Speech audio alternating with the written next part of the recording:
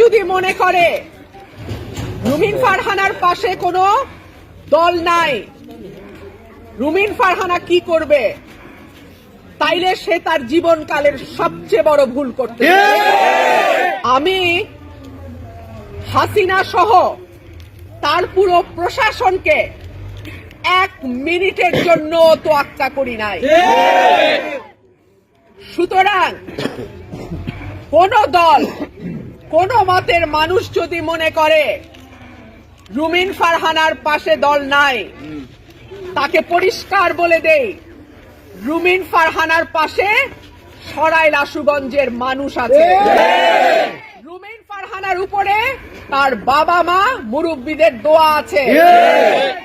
সর্বোপরি যেহেতু আমি সত্যের পথে আছি, সর্বোপরি সৃষ্টিকর্তার সাহায্য রুমিন ফারহানার সাথে আছে। সুতরাং আমার কোন নেতা কর্মী, আমার কোন ভোটারকে ভয় দেখায়া কেউ পার পাবে না।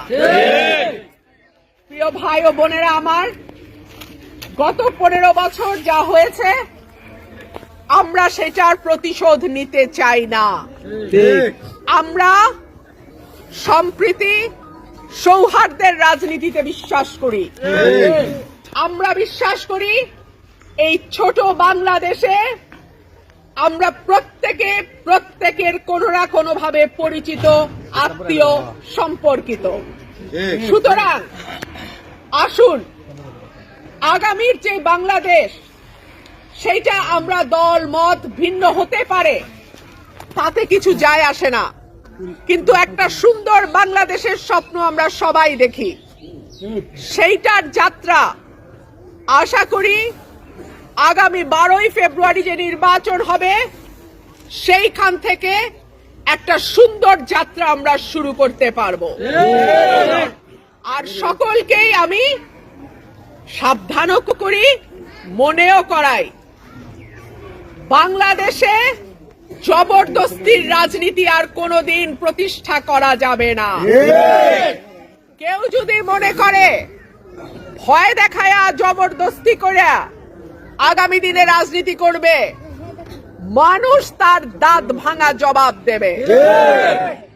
প্রিয় ভাইরা আমার, আপনারা নানান ভাবে গত 17 বছর নানান রকম বিপদ আপদ সমস্যার মধ্যে দিয়ে গেছে।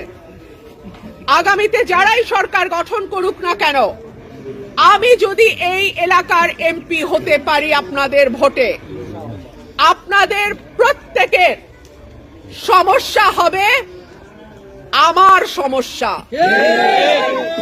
আমি আগেই ঘোষণা দিয়েছি, সরাইল আশুগঞ্জে রুমিন ফারহানা নয়, সরাইল আশুগঞ্জের মানুষ হচ্ছে এইখানকার এমপি হবেন। আপনাদের ভোট, আপনাদের সমর্থন, আপনাদের দোয়া এবং আপনারা যদি আমার সঙ্গে থাকেন, 300 এমপির বিরুদ্ধে যেমন একলা আমি যথেষ্ট ছিলাম, আপনাদের 5 লক্ষ ভোটারের পক্ষে ইনশাল্লাহ আমি একাই যথেষ্ট হই। এইবারের নির্বাচনটা হবে গণমানুষের নির্বাচন। এই নির্বাচন হবে গণ অভ্যুত্থানের পরে বাংলাদেশের প্রথম নির্বাচন। সুতরাং এই নির্বাচনে কোন রকম ভয় ভীতি যদি কেউ আপনাদেরকে দেখায়, সঙ্গে সঙ্গে যোগাযোগ করবেন। আমার যে 19টা ইউনিয়ন, ব্রাহ্মণবাড়িয়া 2-এর যে 19টা ইউনিয়ন, সেই 19টা ইউনিয়নে কোন নেতাকর্মী, ভোটার, সমর্থককে যদি কেউ কোন রকম ভয় ভীতি দেখায়, আমি শক্ত অবস্থানে যাব। এই নির্বাচন কিন্তু আপনাদের নির্বাচন। আমার মা বোনদেরকে বলি, আপনারা যেই কথা বা যেই সমস্যা আমার কাছে যত সহজে বলতে পারবেন, আর কোন পুরুষ প্রার্থীর কাছে কিন্তু আপনারা তত সহজে যাইতেও পারবেন না, কথা বলতেও পারবেন না। আপনাদের একটা বোন হিসেবে আপনাদের সকলের সমর্থন, দোয়া এবং ভোটটা আমি চাই। আর আমার যেহেতু কোনো মার্কা নাই, দলীয় মার্কা নাই, আমি ঠিক করেছি আমি হাঁস মার্কায় দাঁড়াবো। আপনারা সকলে প্রতীক বরাদ্দের দিন এটা অবশ্য আরো বেশি পরিষ্কার হয়ে যাবে যে মার্কা কি দাঁড়ায়। তবে আপনারা এখন পর্যন্ত মোটামুটি যেটা ঠিক করছি হাঁস মার্কাতে দাঁড়াবো। দল মত ধর্ম বর্ণ নির্বিশেষে সকলের কাছে আমার আহ্বান থাকবে, আপনার মূল্যবান ভোটটা দেবেন যাতে আগামী 5 বছরের জন্য আপনার পরিবার, আপনি, আপনার সমাজ এবং আপনার এলাকা নিরাপদ থাকে।